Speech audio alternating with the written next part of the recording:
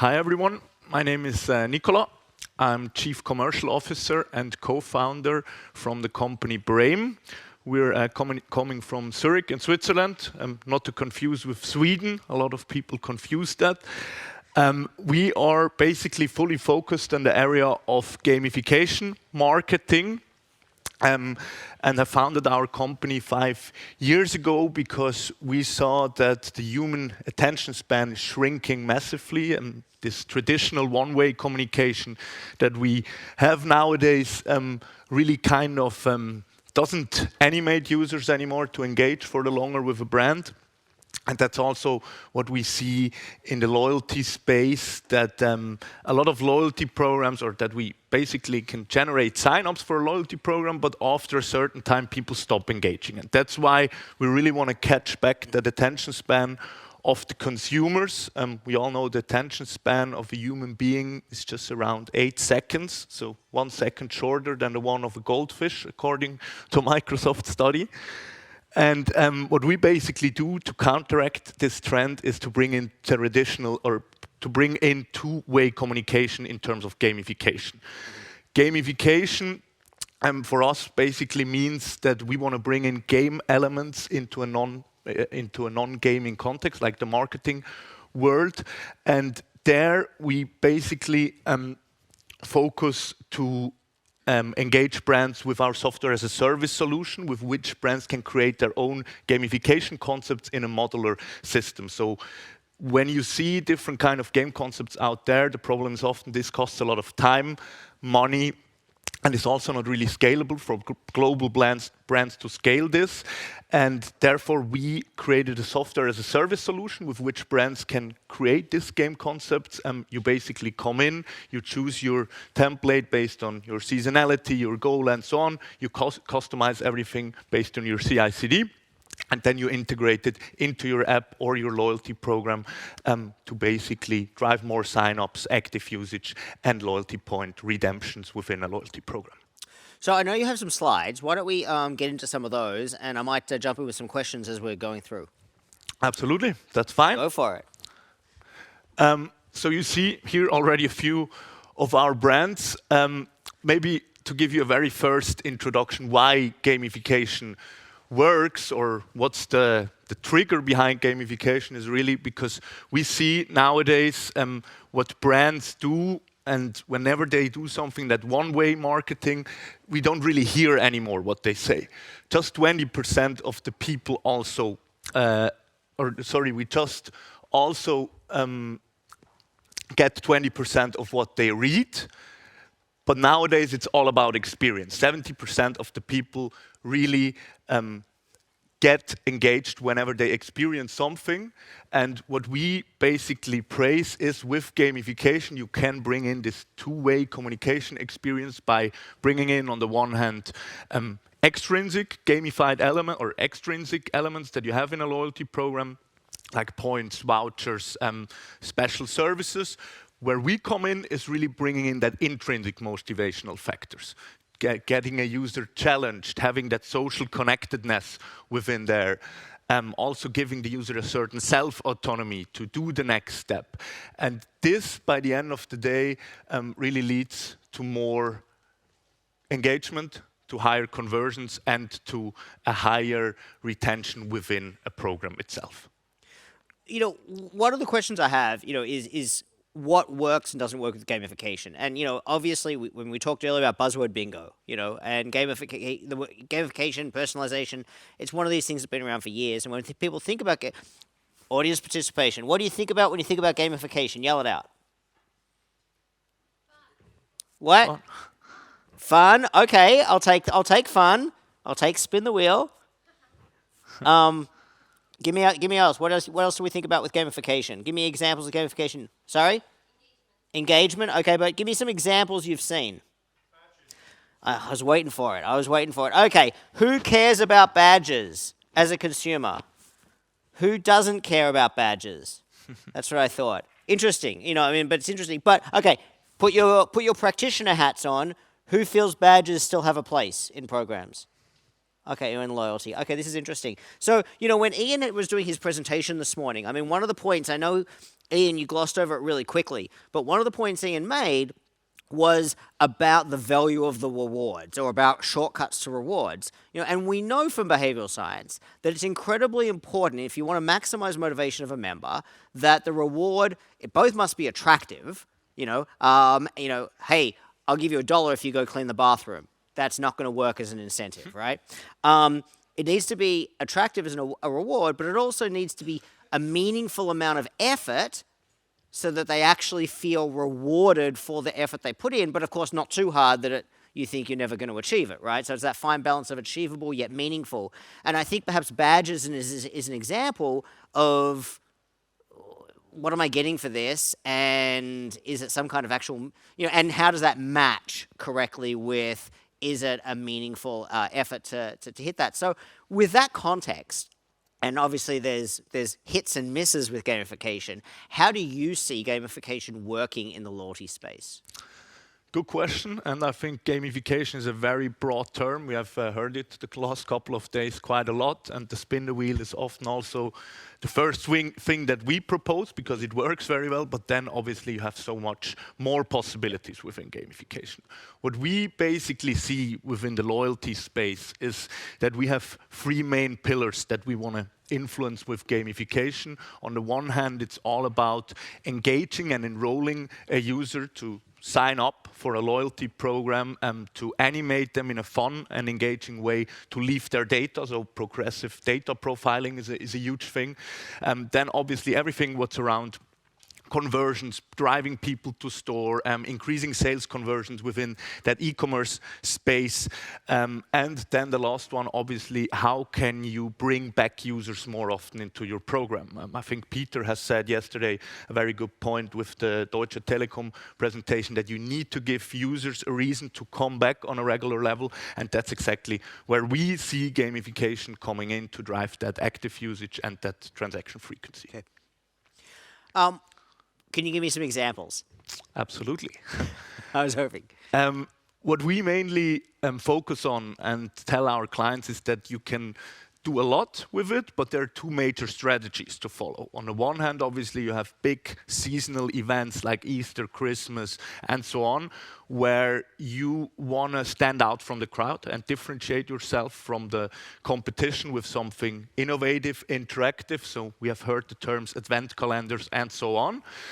On the other hand, what's very important for us, especially in the CRM and loyalty space, is that you look at gamification not just from a one-time thing perspective, that you rather say, hey, it's an always-on journey where we can, for instance, reactivate. I think Isabel said today from Vodafone that they reactivated users with a campaign. Obviously also birthday gamification campaigns and so on. So you can really drive you can drive the engagement across different segments with personalized always-on journeys, and that's also where we help our clients with the consulting approach. Because the one thing is the software as a service, where you can basically create in no time these games. On the other hand, gamification is still a new topic, and we want to consult on how can this play holistically together with a MarTech stack to ultimately achieve the goals that that the client set. And maybe to also follow up on your question, we brought a little use case here with us that basically, the one on the left side doesn't work, should show one of our clients, Burger King, which basically does this kind of gamification promotions with RBI International over a global scale. So we started to work with them in the UK and Switzerland first, and now rolled it out to more and more countries. And because we heard it so many times, we brought in the wheel example, but don't worry, there will come more. They basically pushed across an omni-channel campaign. Here on the left side, you would have seen a train station in Zurich. You see in-store kiosks. You see other different kind of promotions where they animate people instead of just having a welcome bonus, sign up and play, or play and sign up. There are different modes. And just to give you an example of how this can look like, they implemented the Royal Roulette as their signature game on a monthly basis. So each month for 1 week, they push one wheel or one royal roulette where they basically give out different prizes, such as product prices, discounts, etc. And then these prizes get triggered directly into the wallet or the loyalty program of their clients. Very easy, simple game, but they basically push out each month different kind of variations of games. This isn't always on, and then you let people come back and play each day. And what kind of effect this can have, you see here on this right side. On the one hand, we see through this repeating gameplay every day, the daily active usage increases by around 29%. Within just 3 weeks, they were able to get back their ROI by 4 times. And obviously, the sign-up part, people are more inclined to leave their data after an engaging experience. There it was around 45%. To just close this off, and that you also see what kind of other gamifications are out there in the market. Obviously, the wheel is the first one that works very well, but often comes first as well. But then you have a lot of different other opportunities. There are other lock games like scratch-offs you mentioned, the slot machine, there are advent calendars, dropper games. So we basically categorize into skill, luck, and knowledge games, and depending on the strategy and the goals of the client, we basically play that out in a global strategy with them. So for now, we really integrated into their MarTech stack, and each country can just come in and basically roll out the campaigns they would like and would match to their culture. Exactly. Who's, if you're honest, who in their programs is implementing gamification? Keep your hand up if you think you're doing it well. Okay. And who does anyone want to own up to? I'm not doing gamification, or at least I do not have any deliberate gamification strategies. Anyone want to own up to that? Okay. Who has airline status? Okay. All right. Who cares about their airline status? Whose airline sends them regular communications with like that with a progress bar or some kind of messaging about how close you are to either retaining your status or getting to the next one? Yeah, no, not as many, huh? Not as many. So you have badges on one end of the continuum, right? And then you have airline status on the other. You know, airline status is like the ultimate gamification, right? I mean, we saw in in Jordan's presentation yesterday about the gold gradient effect. You know, that big ramp up right as people are about to hit status. And it's Ian mentioned it this morning. I mean, I can back up Ian's thing. I mean, every single set of airline data that I've worked with, it's there. You know, gamification can take many forms. I mean, this is great examples here, and actual games, not just badges, which is fantastic. Where do you see the future of gamification going? And to kind of piggyback on the session we had just before lunch, where do you, and if so, where do you see AI fitting into this? Mm-hmm. I mean, personalization is a huge topic also with gamification. So I would say biggest focus where I see the future of gamification is personalization, where AI obviously can also play a role.